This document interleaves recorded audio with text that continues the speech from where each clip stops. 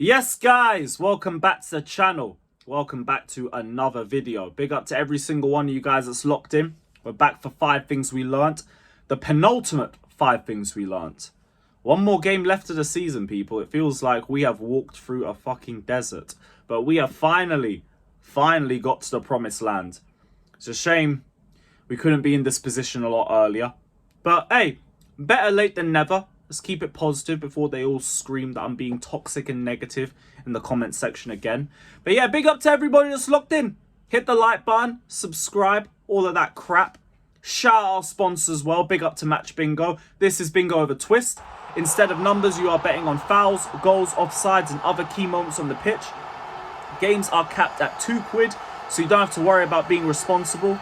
They also offer free games if you just want to try it out, with 35% of all profits going to the Stroke Association. So guys, get involved. The link is in the description. Come join us over at Match Bingo. Download the app right now, people. Right now. Get involved and enjoy it. Enjoy Match Bingo and enjoy the show as well. Good game. Good game against Brighton. We continued on our reign of form. It didn't feel like Forest, where we were awful for 70 minutes and just turned it around at the end. We were actually pretty good in this match from the start. Build-up play was good. We were defensively sound against a Brighton team that didn't really roll over for us. Like, they made it difficult for us in long periods, especially in terms of their build-up play. It was just in the final third where they were either meaty or we just defended well. They were having a little bit of space on the right-hand side. I saw Tariq Lamptey was having a little bit of joy there. But we were also doing our job going forward. We were unlucky not to win that game by more, in all honesty. And that was going to be my first point. Nicholas Jackson, you had another shocker in front of goal today. There was the 6-yard chance that he shot over the bar. There was an opportunity to go around the goalkeeper and he tried to dive. There was an opportunity to square the ball to Nkunku very early into the second half. I don't know if he was off or not for that one. Let me know in the comment section. But it took him ages to try and release the ball. And by the time he did it, the opportunity was gone. And like, it weren't really a great performance from him in terms of decision making, in terms of the end product. There was some good moments of passing from him. It was an absolute disaster class. I won't say it was even like the Forest game in terms of how badly he was playing, but it weren't great. It weren't great. And like, let's just hope this is just a bad run towards the back end of the season. But I think in spite of all of the improvements that Jackson has made this season, we all know we need a bagsman up top. We know we need a killer. And Jackson ain't that guy. I'd value him more in build-up. In terms of the left wing, because I've been saying we need a left winger, maybe just throw Jackson into that position because he's used to playing on the wing. Maybe just have him focus there. But I didn't think it was a good performance from him overall. It wasn't necessarily great. The second point I wanted to say was Caicedo. Caicedo, yet again, this guy balled out. Yet again, he had a sensational performance. Defensively sound, positionally aware, brilliant passing, especially in the final third. I repeat myself so many times when it comes to Caicedo, because his performances, for the most part, are just so consistent. You know what you're getting with him, and you know he's delivering it to a high level. We already have a midfield general in the squad already, and it's Moises Caicedo.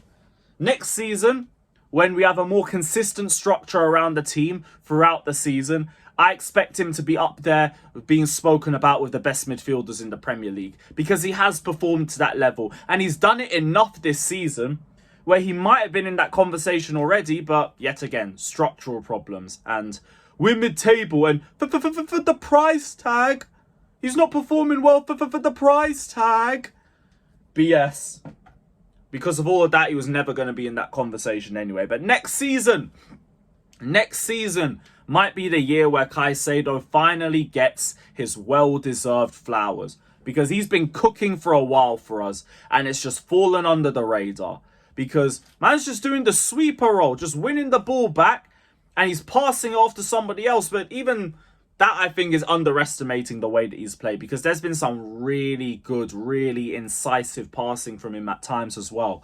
And to be honest, He's better off just playing a little bit further forward. Let him have the license to move forward. Let him have the license to win the ball higher up the pitch and release passes there as well. Especially with us not having Enzo in the team.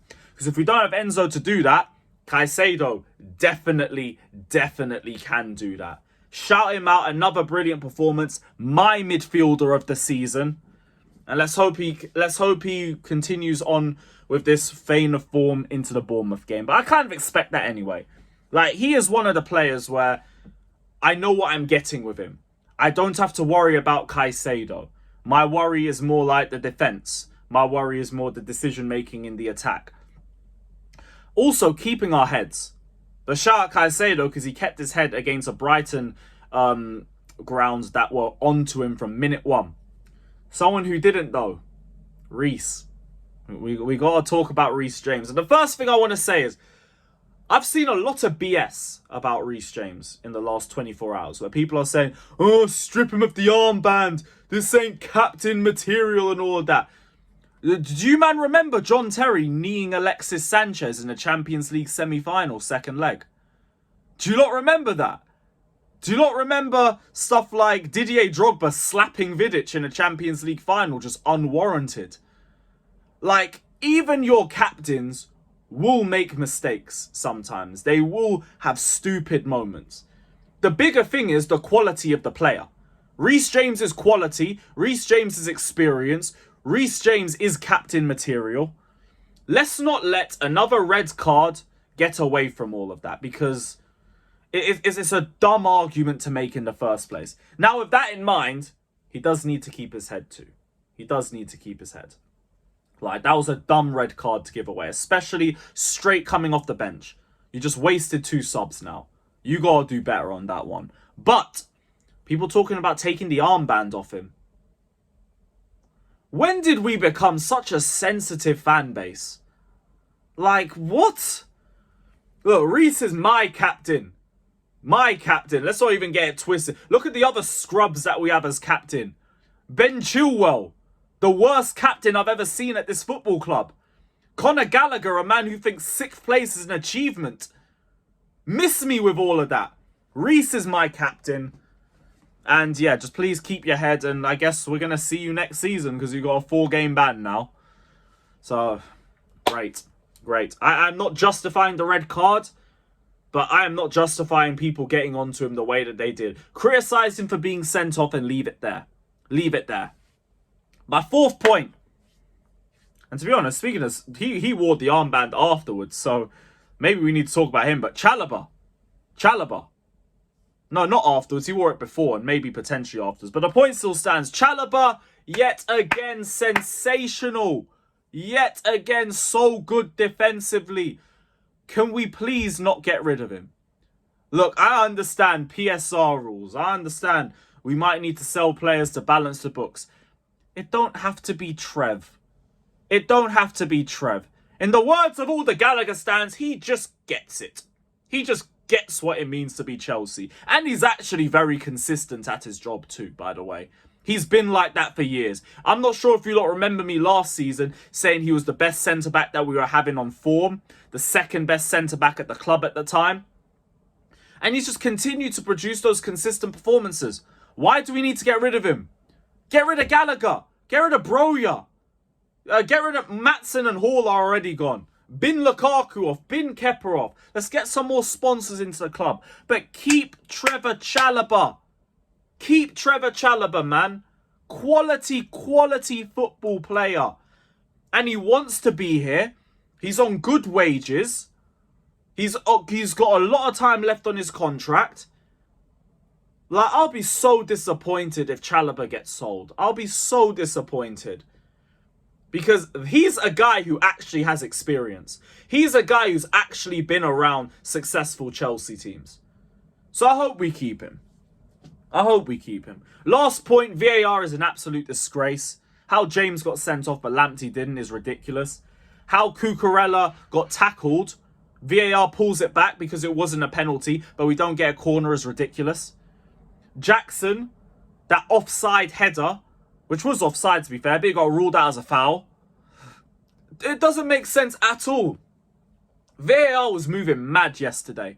But I wanted to leave that towards the end because everyone was talking about that coming out of the Brighton game. I didn't want to discuss that. I wanted to talk about our players. I wanted to talk about the way that we played because we played really well. And just ride that into the Bournemouth game and let's go into next season. Hopefully we get 5th. Come on, Sheffield United. We need you. I'm still Poch out. Don't get it twisted. Wait till next season. Like, subscribe, and all of that. And up the Chels.